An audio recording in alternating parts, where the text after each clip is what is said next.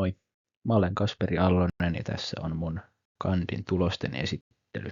Eli mun kandin aihe on jatkuva-aikaisen mallin parametrin kalibrointi mittaustulosten perusteella. Ensin vähän työn perusteluja. Eli automaatiosäätöratkaisut tarvii tarkkaa säätöä ja tarkkaan säätöön tarvitaan tarkka kuva prosessin dynamiikasta.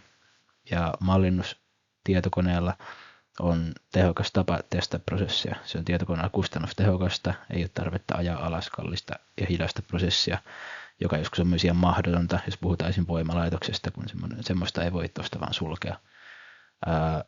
Sitten kun mallia tehdään, niin sen mallin on oltava tarkka ja todenmukainen. Ja niihin mallin parametreihin voi syntyä epävarmuutta. Ja tässä työssä tutkitaan yhden epävarman parametrin kalibrointia.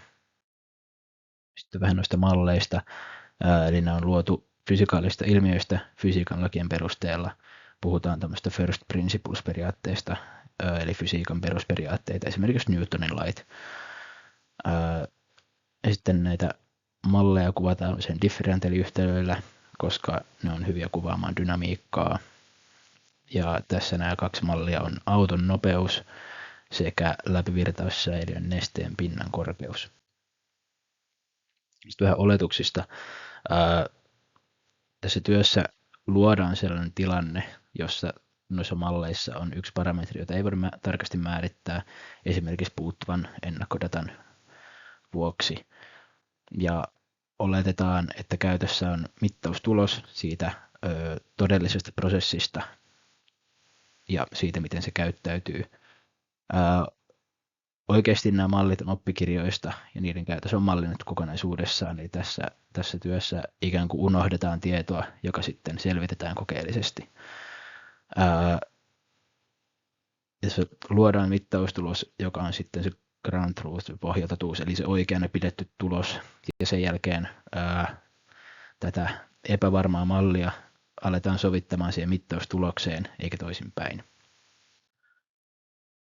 Sitten katsotaan tätä ensimmäistä mallia, eli tätä auton nopeuden mallia. Se on differentiaaliyhtälö, joka on luotu voimayhtälöstä. Voimayhtälöön kuuluu autoa eteenpäin työntävä voima moottorista, joka näkyy tuossa. Sitten autoa hidastavat häiriövoimat, eli tien kaltevuus, ilmanvastus ja vierintävastus. Ja vierintävastuksessa on tuommoinen CR, eli vierintäkitkakerroin, ja se on tässä se epävarma parametri, ja se vaikuttaa tuohon vierintävastukseen, ja sitä lähdetään tässä kalibroimaan. Sitten tässä on kustannusfunktiona tässä ensimmäisessä hommassa 4 virheen integraali ISE, joka on yleinen tämmöinen hyvyysluku, eli performance index englanniksi. Se perustuu siihen, että se laskee virheen suuruuden ajan yli, sillä että se integroi ajan yli, jolloin saadaan niin kuin pitkältä aikaväliltä sitä tulosta ja käytöstä mallinnettua.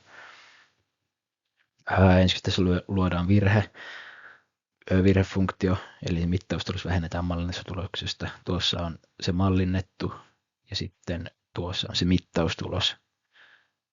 Sitten se virhe neljöidään ja integroidaan tämän valitun aikavälin yli. Ja tuon kustannusfunktion toiminta on sellaista, että mitä lähempänä arvot on toisiaan, niin sitä pienempi arvo sillä kustannusfunktiolla on, ja sitä parempi on sitten se parametri, ja sitä parempi on sitten se malli. Ja sitten, koska toi neljöidään tuossa, niin se integrandi on aina ei-negatiivinen, eli se toimii myös siinä tapauksessa, että se virhe heilahtelisi nollan lähellä molemmilla puolilla, ja koska neljöidään, se on aina positiivinen, eli kaikki tavallaan eroavaisuudet lasketaan siihen. Sitten yhden muutteen optimoinnista, mitä tässä tehdään, niin kustannusfunktion paikallinen minimikohta on se, missä se oikea parametrin arvo löydetään. Ja se paikallinen minimi löytyy kustannusfunktion derivaatan nollakohdasta. Eli tässä on niin kuin tämmöistä kuvitteellista kustannusfunktiota piirretty rajatulla alueella, niin tuossa sen näkee silmällä, että about tuossa on se minimi ja tuossa on sen derivaatan nollakohta, niin sieltä se löytyy sitten tuosta voi lukea sitten, se on ykkösessä nyt tässä. Sitten on se, että toimii rajatulla alueella, sen alueen täytyy olla sopivasti rajattu, koska tästä ei sen sitten tiedä, mitä täällä tämän B:n toisella puolella tapahtuu. Täällähän voi olla toinen paikallinen minimi, mikä voi sitten johtaa väärään tulokseen, kuten vähän myöhemmin nähdään. Sitten tässä se itse laskenta tehdään, tai se minimointi tehdään fmin bnd-komennolla, joka löytyy MATLABista. Se perustuu epävarmuusvälin pienentämiseen iteratiivisesti. Se käyttää siinä kahta eri metodia rinnakkain. Ensiksi on kultaisen alueen metodi, jossa lasketaan tietyllä epävarmuusvälillä arvoja näin, ja sitten niistä katsotaan huonoin, eli suurin tässä tapauksessa, eli se on tossa, se poistetaan, ja sitten epävarmuusvälin raja siirretään lähimpään määritettyyn kohtaan, eli tämä alue poistetaan, ja siirretään se yläraja tohon, ja sitten meillä on uusi alue tässä, ja sitten toistetaan se algoritmi, kunnes se epävarmuusväli on pienentynyt niin pieneksi, että on riittävän tarkka tulos. Sitten toinen parabolinen interpolaatio, tässä on kuva siitä. Se laskee arvoja epävarmuusvälillä ennalta määrätyissä kohdissa, ja sitten niistä poistetaan huonoin arvo, eli tästä taas suurin, että se on tämä. Poistetaan täältä sitten uudeksi ylärajaksi tulee tämä. Tässä on meillä uusi väli, sinne lasketaan uudet arvot ja vertaillaan taas. Ja taas sitten kun epävarmuusväli on riittävän pieni, niin se on sitten valmis. Sitten tämä itse kalibroinnin suoritus ja laskenta tehdään MATLABissa. Siinä luodaan differentiaaliyhtälöt mittaustuloksesta ja mallinnetuloksesta, ja sitten ne ratkaistaan OD45, jolloin saadaan mittaustulos ja mallinnettu tulos. Niistä sitten luodaan virhefunktio, joka neliöidään ja integroidaan numeerisesti. Ja siitä sitten kun se on integroitu, saadaan se kustannusfunktio ulos, joka voidaan syöttää fmin bnd:lle, se osaa sitä käsitellä. Ja itse asiassa tuon fmin bnd:n toiminnan takia noiden differentiaaliyhtälöiden ratkaiseminen ja kustannusfunktion luominen on omia MATLABin funktioita. Sitten tuo fmin bnd ottaa sen kustannusfunktion ja iteroi sitä 0,2 metrillä rinnakkain, valitsee niistä aina paremman tuloksen ja siirtyy eteenpäin, kunnes päästään sopivalle tarkkuudelle. Ja sen tarkkuuden toleranssin, jonka mukaan se kelporatkaisu valitaan, niin voi määrätä. Ja tässä työssä oli käytössä 10⁻�8, eli aika tarkalle mennään. Sitten tässä on yksi suoritus tuosta, josta nähdään sitä algoritmin toimintaa. Eli ensin otetaan harha-askel, pompataan tosi suuren lukuun, etenkin täällä kustannusfunktiossa, joka on tässä vasemmalla puolella ja mustalla tuossa kuvaessa, niin täällä on tosi suuri luku, mihin ensin päädytään. Ja sitten sitä korjataan reilusti, ja seuraavalla askeleella ollaankin täällä jo lähellä nollaa. Toki tämä on tosi pitkä akseli. Parametriarvo, joka on täällä oikealla ja kuvaessa punaisella, niin pomppaa myös sinne ylös ja sitten alkaa tulemaan alaspäin ja sitten lähes monotonisesti laskee ja tarkentuu tuonne oikeaan arvoon, kunnes saadaan tyydyttävä tulos. Eli toleranssirajoissa tuottaa tarkan arvon parametrille, ja näin myös se malli, jota tässä ollaan parantamassa, saadaan tarkaksi, eli voidaan sanoa, että kalibrointi onnistui. Tässä on vielä tuosta äskeisestä ajosta vähän vertailua sen tarkan mallin suoriutumista suhteessa mittaustulokseen, ja näistä kuvaista nähdään, että ne menee tuossa aivan päällekkäin. Eli mallinnettu tulos seuraa tarkkaan sitä mittaustulosta, ja sitten tuosta laatikosta näkee, että se mallinnettu arvo on tarkalleen sama kuin se todellinen arvo, johon pyrittiin. Ja toki tämä 2 desimaalin tarkkuus helpottaa siihen pääsemistä, mutta koska jo toleranssi on säädettävissä, niin algoritmi kykenee kyllä hyvinkin tarkkaan laskentaan. Sitten vähän tuosta mahdollisuudesta epäonnistumiseen. Että tämä algoritmi ja tuo fmin bnd-komento on vähän riippuvainen siitä, että minkälaisen alkuarvon sinne antaa. Tämän takia pitäisi olla jonkinlainen näppituntuma siihen, missä suuruusluokassa oikea arvo voisi olla.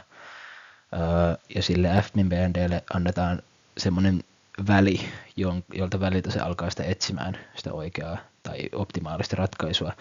Ja näissä kuvissa nyt sitten näkyy, mitä tapahtuu virheelle ja mallinnetulle nopeudelle, jos sille f-mimenteelle annetaan liian suuri väli, josta sitä ratkaisua etsitään, niin sieltä löytyy esimerkiksi toinen paikallinen minimi, joka sitten johtaa aivan väärään arvoon. Eli täällä näkyy virheen itseisarvo, joka pysyy ihan okona tuossa ajassa, ja sitten se pomppaakin tuonne tosi korkealle, tuolla mennään tuhansissa jo, että se pomppaa aivan liian korkealle. Sama käytös sitten näkyy täällä nopeuskäyrässä, eli kun tuo mittaus tuossa, täälläkin on mittakaava aika kova, mutta että se kulkee about-tasaisena, ja sitten tässä jossain kohtaa tämä mallinnustulos vaan putoaa reilusti tuonne alaspäin. Ja sitten tuosta nähdään tuosta laatikosta, että kun oikea arvo on 0,01, niin sitten tämä mallinnuksen tulos, se parametriarvo on 2,2913 jne, eli ollaan menty pahasti mönkään siinä. Sitten päästään toiseen malliin, käsittelee tämmöistä läpivirtaussäiliöitä. Tässä on myös differentiaaliyhtälö, joka on johdettu Bernoulli yhtälöstä, ja tuossa näkyykin se yhtälö, ja siinä on tuo K, joka skaalaa tätä ulosvirtausputken halkaisijaa. Tässä on vielä tämmöinen havainnollistava kuva. Tuolta tulee sisäänvirtaus. Sitten tässä on se nestesäiliö, nestepatsas, ja tuossa on ulosvirtausputki, ja tuo K-parametri siis skaalaa tämän putken halkaisijaa. Tässäkin vähennetään kustannusfunktiossa mittaustulos siitä mallinnetusta. Nyt ei kuitenkaan integroida mitään, vaan vertaillaan hetkellistä pinnan korkeutta.